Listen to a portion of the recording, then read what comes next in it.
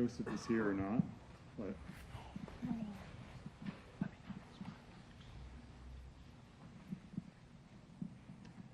okay. Welcome. My name is Evan Burks. I'm the Deputy Public Information Officer for Southwest Area Complex Incident Management Team 3. Thank you so much, Governor Hobbs, for being here. We've got a great agenda for you today to brief you on what's going on here on the fire. Just to give you an update on some of the statistics, our operations section will talk a little bit more about this in a second, but 15,985 acres. That's changed a little bit. We're getting the most current information about the fire size, and Lance will talk about that. We have 490 firefighters assigned here, and the fire is still 0% contained. So we're going to go ahead and get to the briefing, and then we'll have time for Q&A at the end. So I'd like to introduce Lance Elmore, our Operations Section Chief for Fire Briefing. Thank you. All right, good morning, Governor, and everyone else. Lance Elmore, Operations Section Chief for the team. So we'll just start talking a little bit about kind of what's gone on since Thursday morning when we took over the fire.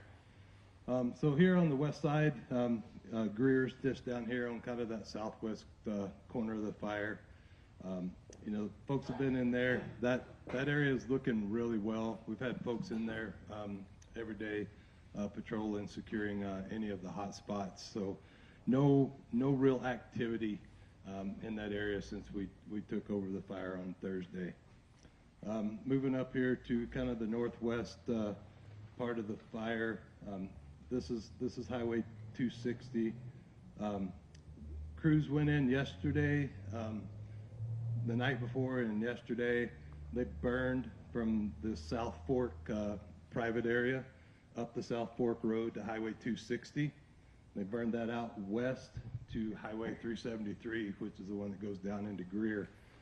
So they tied all that in yesterday afternoon, early afternoon, looking really well, kind of secured that around the South Fork properties in there. No threats with that, no threats to the line. Everything was holding real well in there overnight and looking really good. Moving over a little bit here to the kind of the northeast side, which is our division Foxtrot. Those folks have been in off the 261 and had burned a couple nights ago, tied it into Udall Road. There's a private end holding right here where the dozer lines take off. They secured that 2 days ago. Then they put in this dozer line that goes down to the little Colorado River, and then there's a small little road along the river that goes back to the west, right below the South Fork properties. They started burning that yesterday morning. Got quite a bit of that done down to the river. Got some adverse winds, kind of held up what they were doing. Night shift came in last night.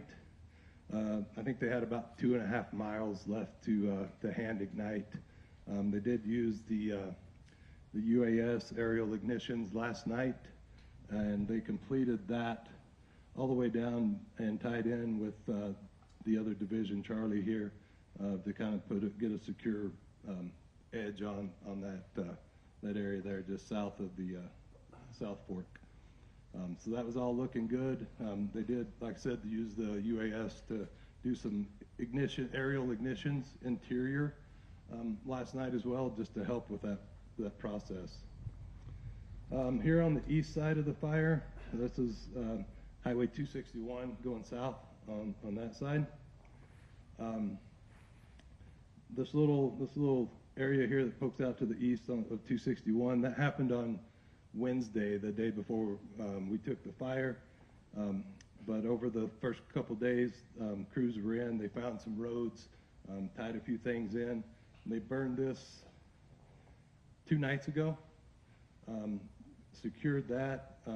Folks have been on the 261 and this little slop over, just securing that yesterday, last night, and back in there today, making sure that that was still going to hold in place. So there was a couple spots here on the 261 that we got fire on the east side of, but all that is secured, and we are using 261 as the eastern boundary of fire line. So last night, crews came in. You know, one of our objectives with, obviously with the winds coming in today, even some more winds tomorrow, some of our biggest concerns is obviously kind of this east side. And that was why we worked hard on Foxtrot there.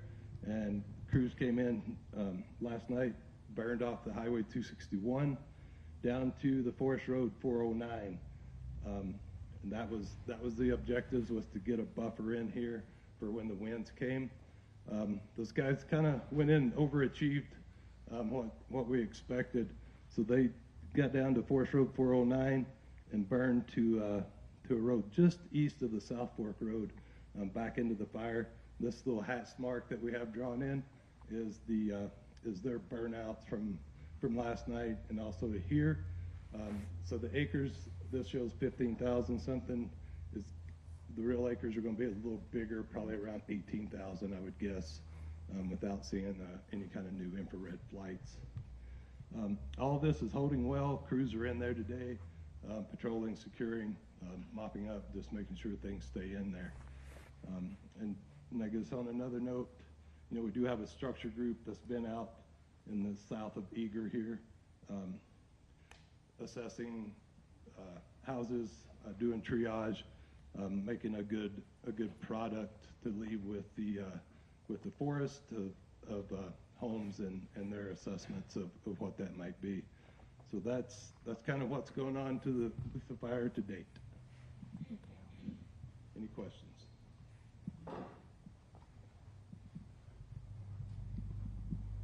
Okay, thanks, Lance.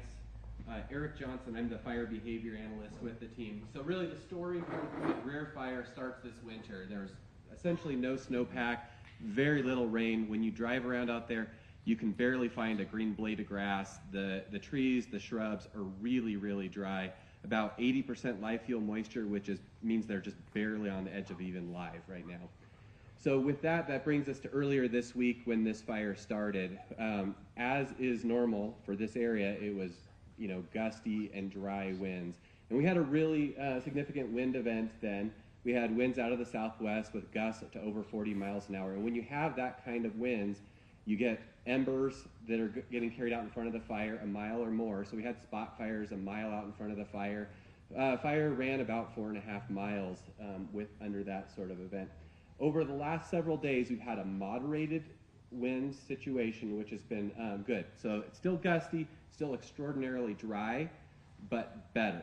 And especially at nights, we've had some really favorable conditions. Lance talked about the firing operations that have occurred to secure this fire, and that's really been because of those low winds and continued dry overnight to allow firefighters to bring fire out to dozer lines, to hand line that they had built, to roads, that sort of thing, to secure it. And all of that's been in anticipation of the wind event that starts today. So as you drove in, you may have seen the mountain wave clouds up over there, and that's an indicator of how strong the winds aloft are. So we have very, very strong winds up high, and those are starting to surface.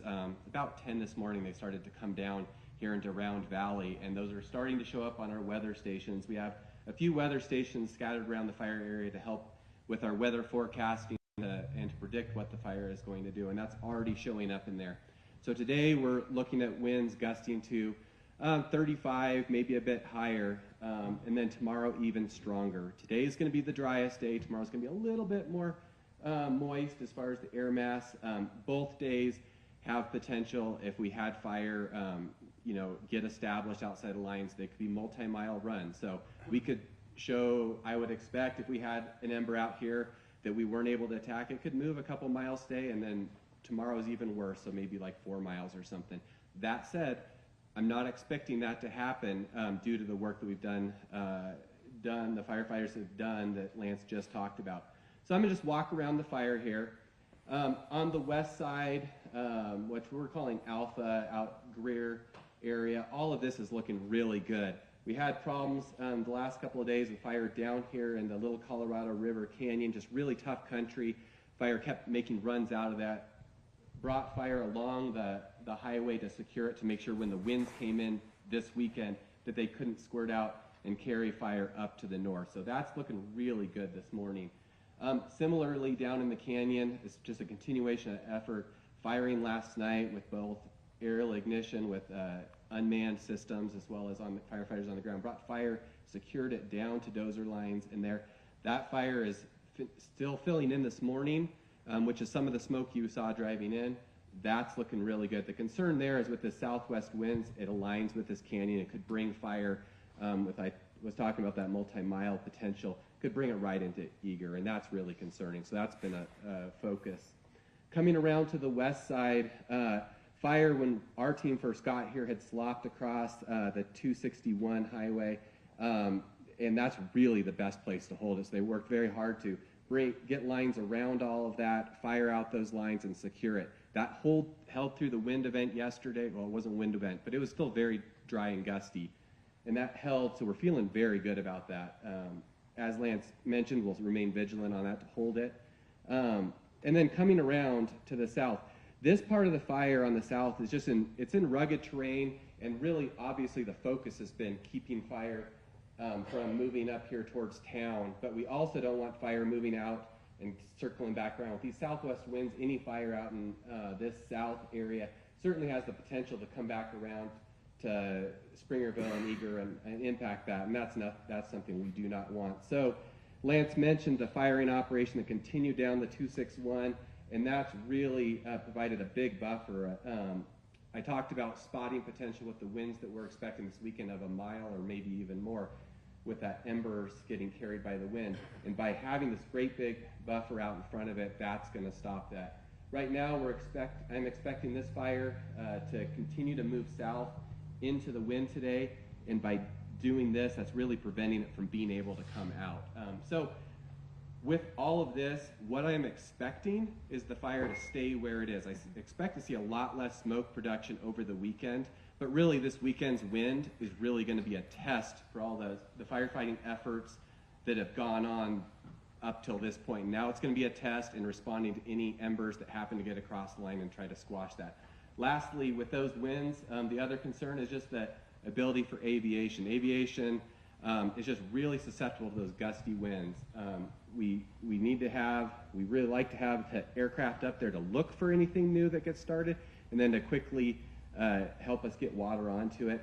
And as that gust spread gets up to above about 20 miles an hour, so that means like you have winds of 20 that gust to 40, they just are no longer effective and they can't be up there safely. So that's a concern, especially as tomorrow comes around. But we should have a very good idea of how well this is going to hold after today's wind. So after this wind event, we have a brief period, a respite of a little bit more moisture on Monday. So there's a really slight chance I have a meteorologist from Flagstaff office here that's assigned to the incident. He's given maybe a 10% chance of seeing a shower sometime around some area around the fire. It doesn't sound like it's going to have very much effect, but it still is better than the 5-10% humidity that we've had. Then through the rest of the week, it's going to be a lighter winds and just warming up. So by the end of the week, we're going to see about 15 degrees warmer, but we're not seeing any other substantial, really significant wind event for the next 5 days after this wind event. Any questions for me?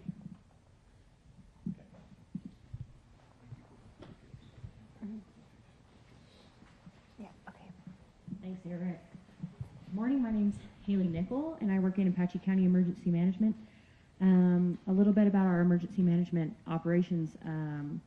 Tuesday, we were on our way to a meeting in Sholo, which is about an hour west of here, and we quickly got turned around and at the sign of smoke. So we got down the mountain and got our computers, quickly headed back to Greer, immediately set up our command in the passenger seat of a car, got Starlink up, and we were sending evacuation notifications while zooming to Greer as fast as we could. Once we got there, we quickly got permission from local law enforcement to set up a little roadblock as we enter in, because the deputies were busy knocking doors. So we set up our roadblock. We were flagging down cars. We were running through the woods, knocking on doors too, doing whatever we could. You won't find another emergency management or even county like Apache County in the entire state of Arizona. We do what we can with the people that we have, because if we don't do it, nobody else will. We have relied extremely heavily on our partners in this response. Our partners from our probation department running our donations management, to the health department helping out, to Supervisor Davis's office, and our District 3 roads department. We can't do it just our office. You know, we talk about finance section, logistics, operations, all that. That's 2 people. We do all of it. And so relying very heavily on our partners and our fellow county employees. We've also opened 2 shelters. One is in St. John's, which is about 30 minutes north of here, and one in Alpine, which is about 30 minutes south of here. And so those are open for evacuees. Those 2 people, who, myself and Heather, who run it, we're actually evacuated from our homes right now. We're sleeping on the floor, but we're still showing up to work every day, because otherwise it's not getting done. We're getting a few hours of sleep every night, running on energy drinks. We're stinky, we're dirty, but we're getting it done. We've been grateful for our partners. We're relying very heavily on our sheriff's office and working really closely with them as well. We are grateful for their partnership, and I know that they've relied heavily on mutual aid as well. They've done a great job with evacuations. I'll let Andrew talk about that. And yeah, if you have any questions, please let us know. Andrew? Hello, I'm Sergeant Andrew Arona. I work for Apache County Sheriff's Office. Early on, when all this began, I just had my regular patrol shift on, so I think we had 7 guys. As soon as it kicked off, within minutes my guys were up there, and they started moving the entirety of Greer out of there. I got on scene, immediately tied in with emergency management, and I had one of them in my passenger seat. So we started working evacuations. I started creating maps and working to figure out where everything was at. As soon as we got that set up, the evacuation process went extremely smooth for us. I was able to get people in and have everybody in danger zones in Greer and South Fork evacuated within hours. So we started out with a small crew. We were relying heavily on our neighboring agencies at Navajo County, Navajo Nation Police Department, Springerville. They've all been great. We're able to staff 24-hour security through these areas now. Our main shift right now, because these guys are doing great with the fire, is securing these evacuated neighborhoods. So we have people in there 24 hours a day, manning roadblocks on the highways. They're doing really well. And we're helping Round Valley PD secure this evacuated area as well.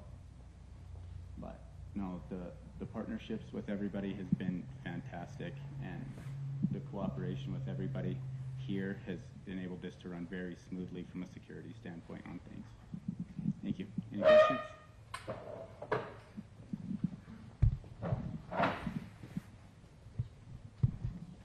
All right, good morning, everybody. Governor Hobbs, thanks for coming. Tom, great to see you again. Even in the blue uniform. Still look good. All right, so thanks. I'll start there. Thanks for coming. This means a lot to us. It means a lot to the community. It means a lot to the firefighters. They all know you're here. Well, they don't know you're here right now, but they know you're coming today. And, you know, these folks that do these jobs don't do it for the money. They do it for, you know, do it for helping people and being in service. And to have a little bit of, they're not doing it for recognition, but it means a lot when leadership comes and takes a look at their work. So appreciate you coming. So I mentioned this the other night at our community meeting. We had a community meeting here that was very well attended, and you could tell there's a lot of interest in the community. There's a lot of fear, frankly. You know, you look at the map, everybody knows the terrain and know where the winds come from, and just look at the map and what's right in front of the fire. Like, it doesn't take a fire science scholar to recognize that this is a big problem. So a lot of interest in the fire.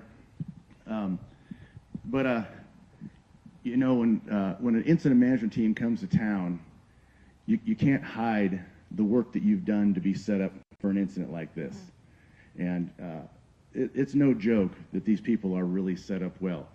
We see the relationships, we integrate ourselves with the community, and I've got to say that right from the start when we got here, we recognized that we were in a pretty serious firefight.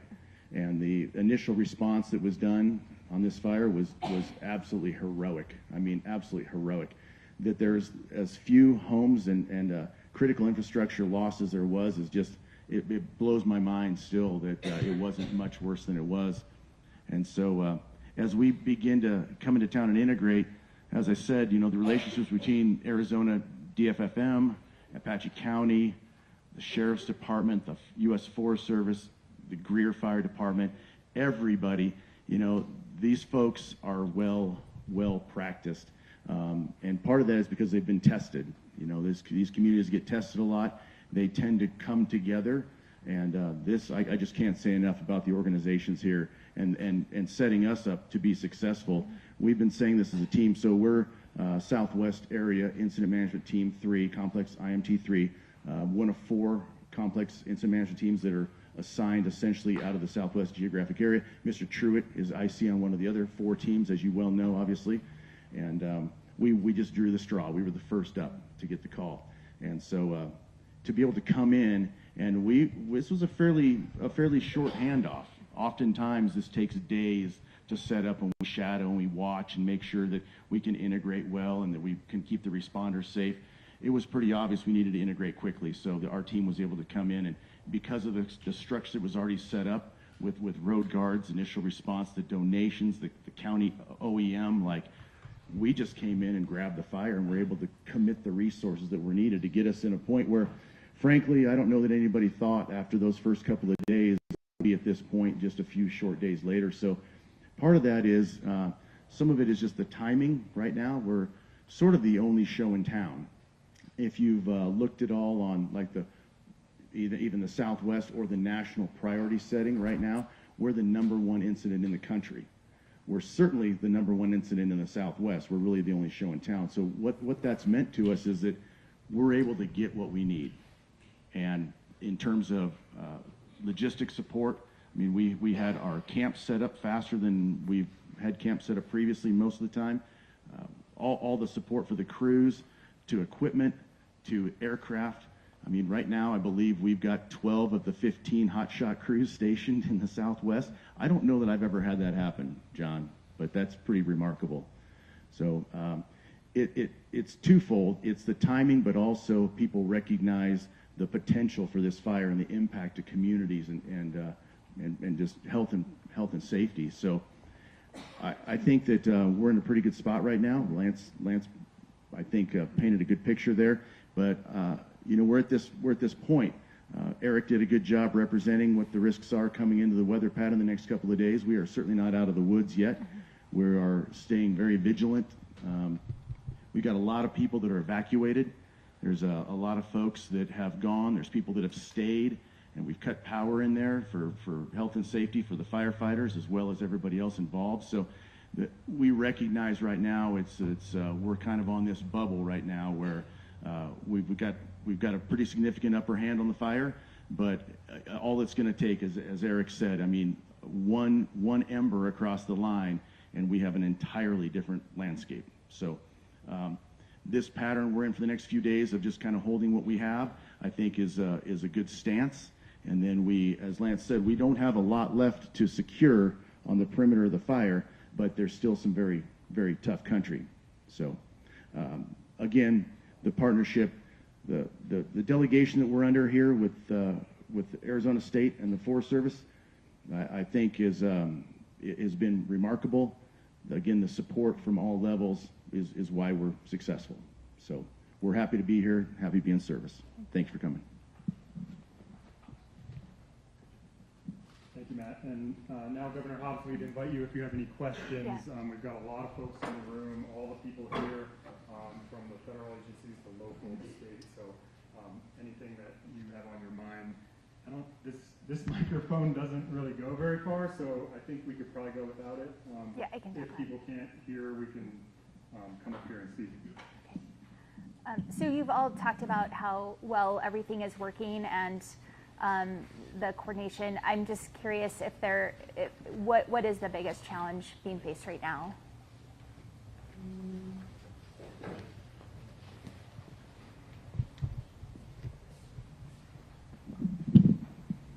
think frankly the biggest challenge we have right now is the weather. You know, the uncertainty of the weather. From the beginning of our time on the fire, we've been faced with this kind of this really crux decision whether or not we apply fire on the ground to stop the fire, or do you not apply more fire on the ground because it might make matters worse. That's not an uncommon decision we're faced with on most fires. That's how we suppress most wildland fires, is with fire. Yeah. And it's not, I can tell you, John could say the same thing. I know we've both been on this receiving end of this, of applying fire with good intentions and then have an unintended outcome because of what we've done. It's a bad place to be, but the way this thing was moving and the way it still has potential to move, you have to make those really risk-based decisions. And in this case, the application of fire, like burning this piece, burning the Highway 260, none of these go without a tremendous amount of thought and analytics to make sure we're doing the right thing. And we've just been able to capitalize on these windows. And we burn in the morning and then hold it through the afternoon when the winds come, then burn all night long and then hold it in the afternoon. So I think that's our biggest challenge right now is just the unknown of the weather. Yeah. And I know my team's been in constant communication with all the partners, making sure we're providing resources as much as we can. We've been in contact with Apache County just on the need for emergency declaration. We just made that this morning. And so just curious if there are other unmet needs that we should be helping to secure. I think I'm probably speaking out of turn for the Forest Service and the state, so please back me up on this one. But from my perspective here, you know, I think we're getting what we need to suppress the fire.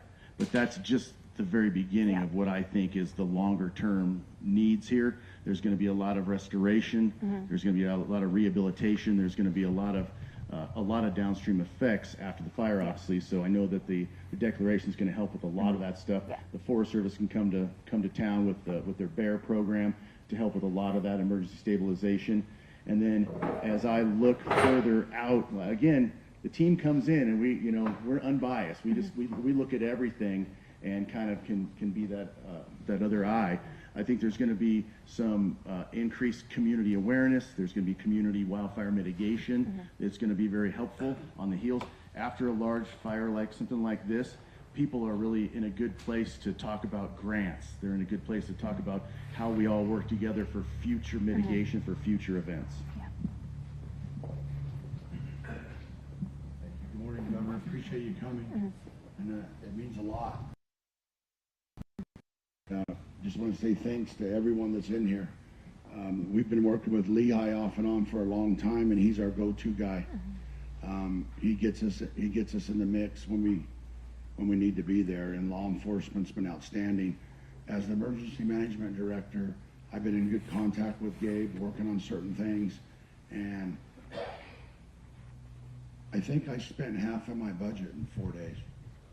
I mean, we had 55 people on the ground related directly to law enforcement, and we were thankful that the Sheriff's Office, Andrew, brought in Navajo County, we brought in Navajo Police Department, the local PDs with Brandon Eager's people have been here, and we've worked night and day, but in the back of our mind, we're worried about if we're gonna run out of money to finish this thing. So, and I know you know this, Gabe knows that we've talked to him, and there's been some indecision on when we set up our incident command, when we did this.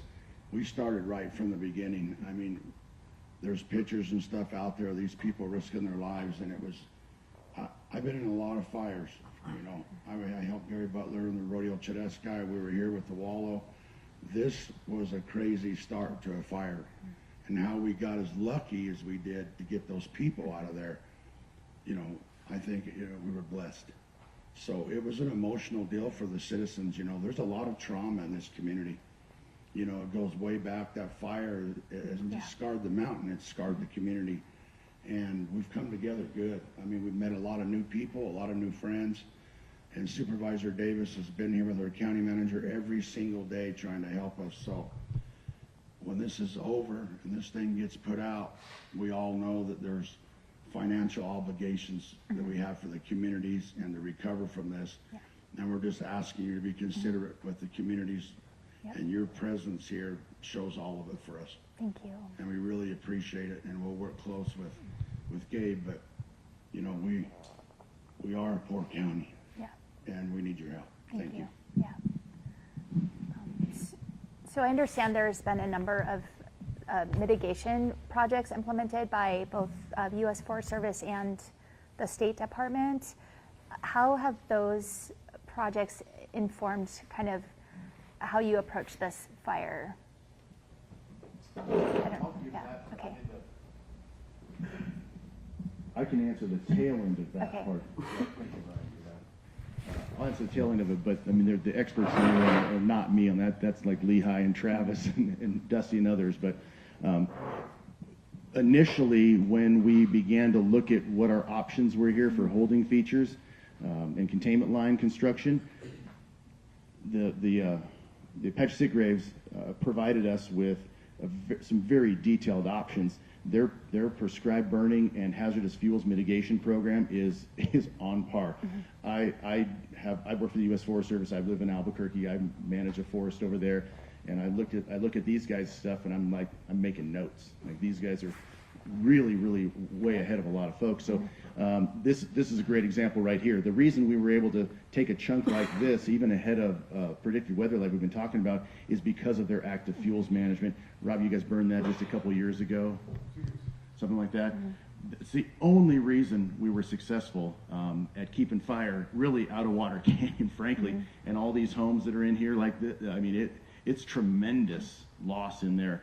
And I'm going to say, without a doubt, the only reason that we've been successful is because of their active fuels management program, their hazardous fuels reduction, prescribed burning, et cetera. That's on the Forest Service side.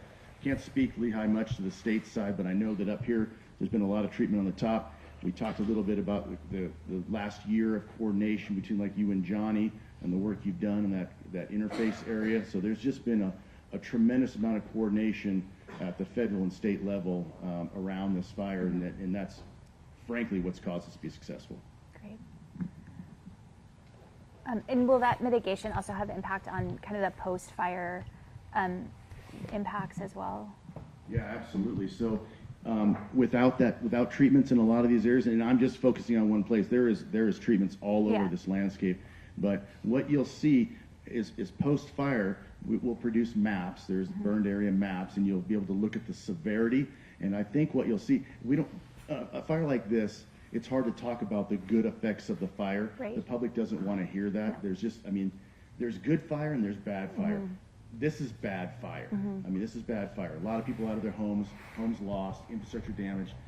But on the inside of this, there's good fire. There's good fire that's going to help these communities be resilient down the road. I mean, it's hard to say, even with the Wallow fire. The Wallow fire was a bad fire too. But the Wallow fire is part of the reason also why we've been successful in catching this fire, is because, you know, it pre-treated the landscape, if you will. Maybe not in the way that we would have done it on our own, but the landscapes that were treated, you know, with prescribed fire, thinning, whatever, that's helped reduce the intensities. So what you'll see, there's an intact ecosystem still. Even after a fire that we call a bad fire, there's intact ecological functions still. Watersheds are going to function. You know, the overstory of the trees are still largely intact. There's a little bit of high severity, you know, but I mean, for a wildfire that as you've heard, started as just total catastrophic situation, the outcome of that, because of the active fuels management and the treatment, is on the ground ecologically is actually going to be pretty good. That's hard to say on fires like this. Yeah. Yes.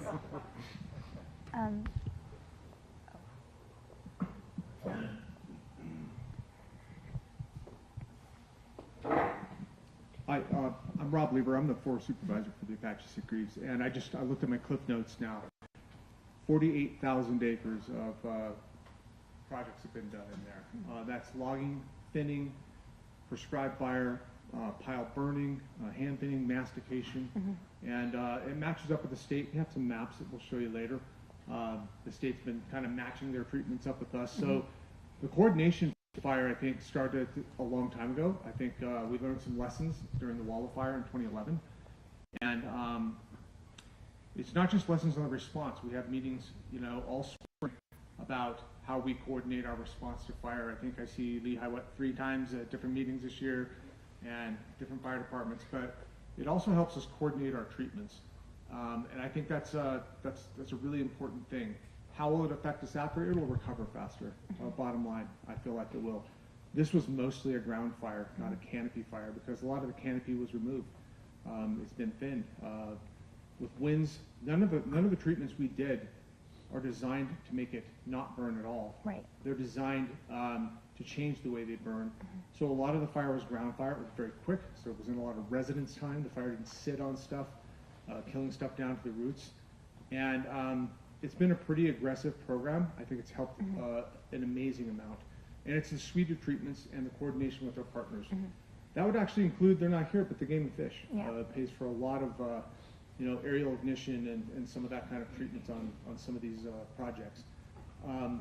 It's a ton of work, and it also needs maintenance. And there's some stuff that is overlapped. Some of the treatments are overlapped. You'll see, this was done in this year and then this year. I think another really key thing, so we had a wallow fire in 2011, and I think in my career, which started a while ago, people have a big catastrophic fire like wallow, and they're like, oh, it's hands off, that burned. And a lot of these treatments are post-wallow fire, because you really still have to keep going at a piece of country, especially when it's backed up to your town. And I think the Springerville district has been doing that. The state realizes the same thing. And I feel like those are really important lessons. So it doesn't stop a fire with a 45-mile-an-hour wind. But when that wind changes, you have actually an opportunity to get in and do something. There's a place you can win. There's a time you can go direct. It allows retardant, when you're flying retardant, to actually hit the ground and not get hung up in a canopy. And I feel like that's the value of these treatments, is that both post-fire, but it gives you an opportunity to take advantage of a lull in the weather where there's places where they haven't done anything, and they get a lull in the weather, it's, so what? Doesn't matter. They can't do anything with it, and you can here. And I think that's an important message for us, and it's an important lesson for us to keep learning. Great. I don't want to jinx anything, so I'm going to knock on this plastic table, pretend it's wood. But what are the contingency plans if the fire moves towards Eager and Springerville?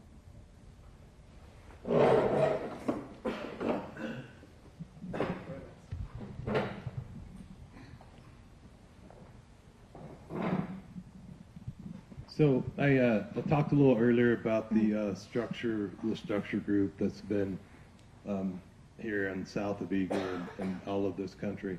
So those folks have been putting into place sprinkler kits. They've been assessing, what it would take, one, for evacuations to get people out safely, what it would take to, what resources it would take to get in and protect structures where, where it's safe to do so. So those folks have been out doing that around structures and that, not just here, but I mean all the way down this east side. We've had folks, a contingency group, scouting out other lines further south that we could use as control features, as well as what roads and features that we could use out to the east, if something were to get across 261 or any of that. So we've been preparing for the what if, I guess would be the right word, because I don't want you to jinx it either. But yeah, so the folks have been out preparing for that just in advance and have those plans in place if that were to happen.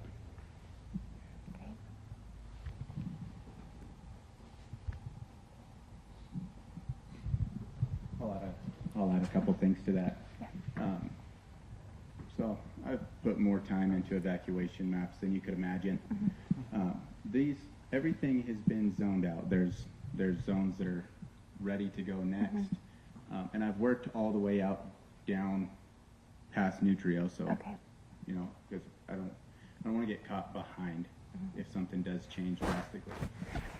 But the evacuation plans are all in place. If the fire does proceed into the communities from either direction, there's different plans in place to move people out. All the law enforcement's on the same page. Emergency management, they're on the same page with everything. So as soon as it gets close, we prep everything on our end, Then when it gets go time, guys know where they're going and what they're doing. We push out notifications to everyone. And we were able to evacuate this part of Eager over here fast. We allotted 3 hours for it. I think with the support and the organization of it, I think an hour we had the whole thing done. So there are plans in place for that. And I've been bothering these guys nonstop, and they're probably getting tired of me. Yeah. But I want to make sure that we're all on the same page to keep these communities safe.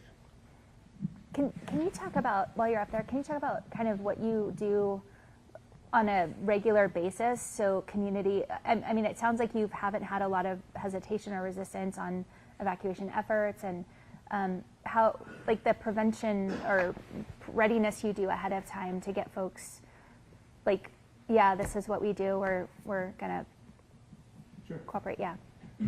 So we put, when we decide to put the different zones into the set mode, we push out notifications that come out. The same way Amber Alerts come out. You know, it blasts your phone, you can't avoid it. In the high danger areas, I'll actually send my guys in there to go talk to people and let them know, like, hey, it's time to start thinking and getting ready. I'll get all the law enforcement together, and I will give everybody, we have color-coded tags. We have green tags for evacuated residents, orange tags for refusals, along with refusal forms. I will break everybody up into squads and assign them specific areas of the neighborhoods or wherever we may be.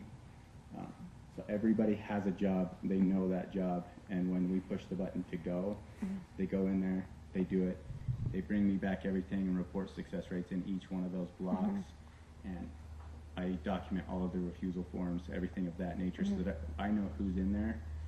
In case of an emergency, if something does happen, we don't want to leave these people. Yeah. We will go get them.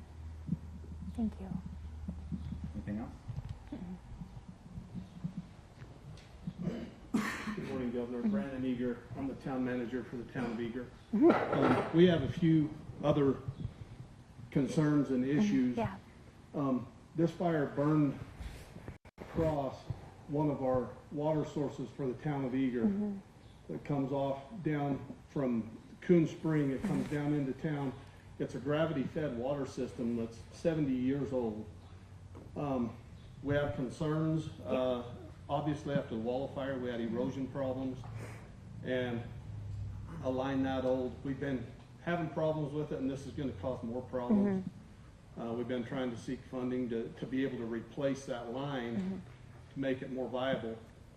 We're providing water for the firefight from the town of Eager, and we're just concerned about that. One of the other things in our community that's a real big deal is our irrigation system. So our irrigation system takes off from just below South Fork and comes along the river, comes down into town, and that's how we irrigate. That's how everybody farms and pastures and everything else.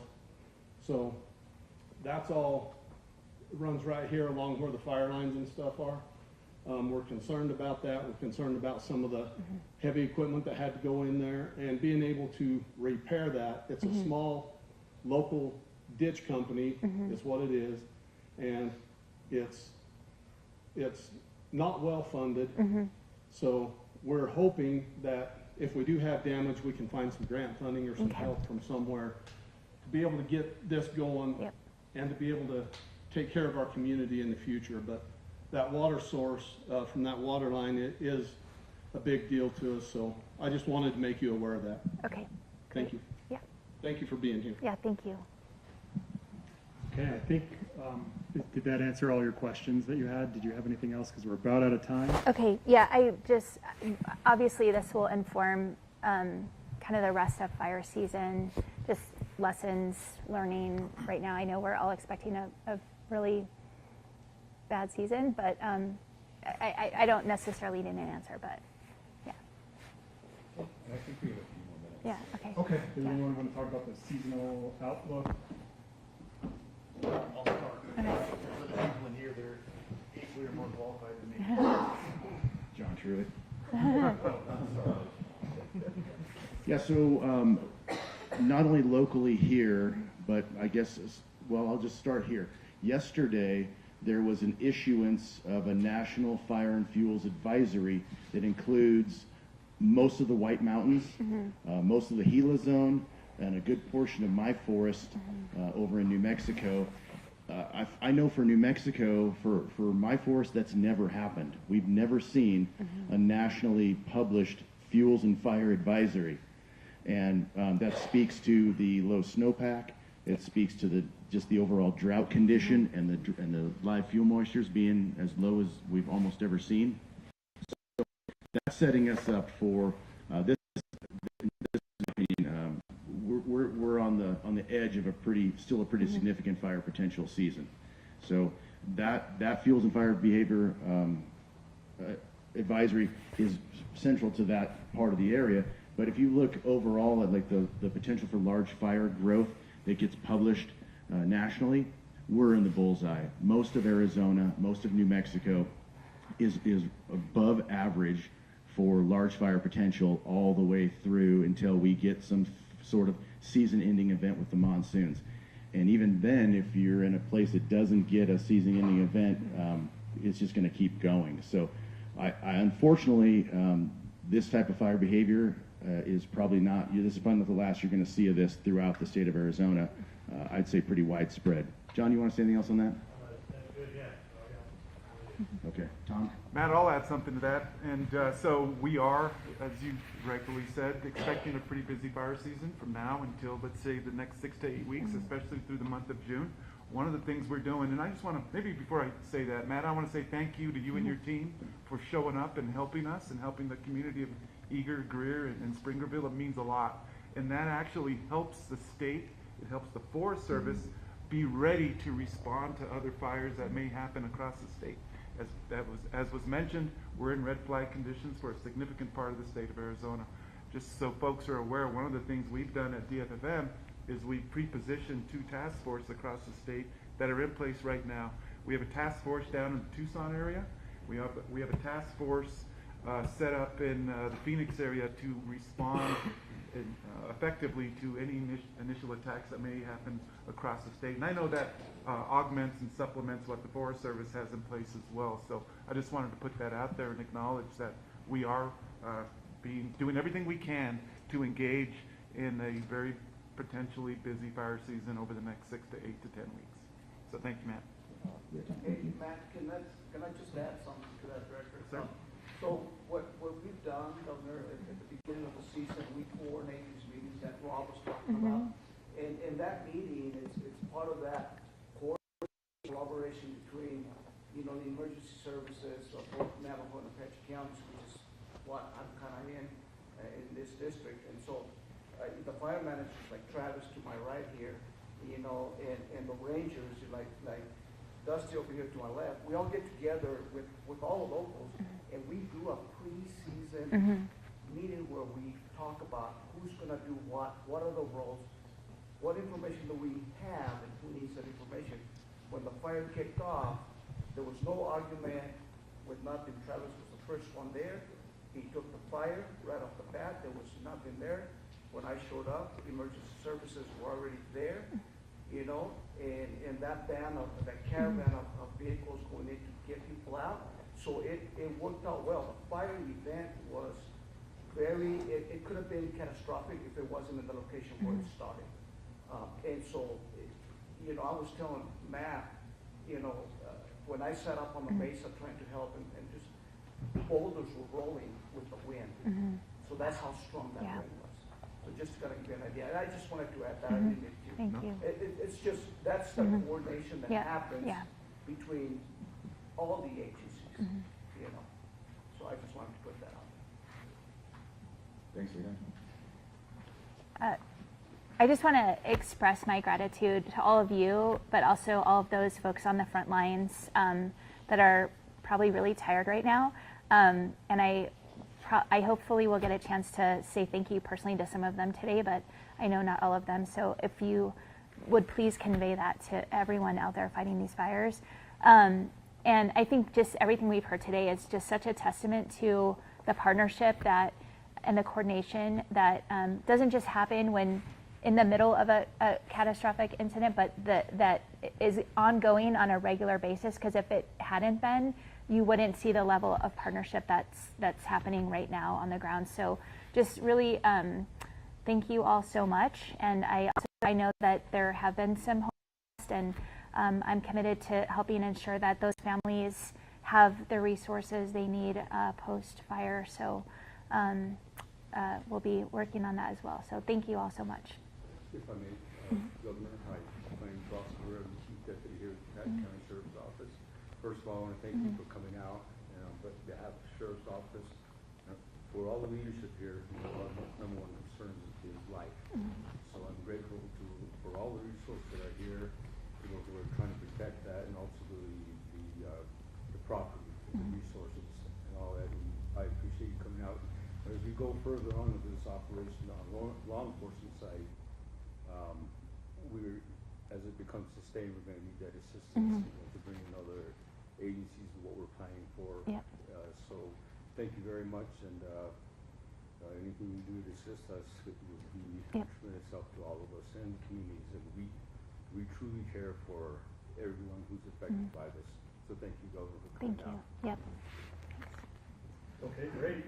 Well, that concludes this portion of the briefing. There's going to be a field tour, and we will gather up kind of outside and head out. So thank you. Thanks.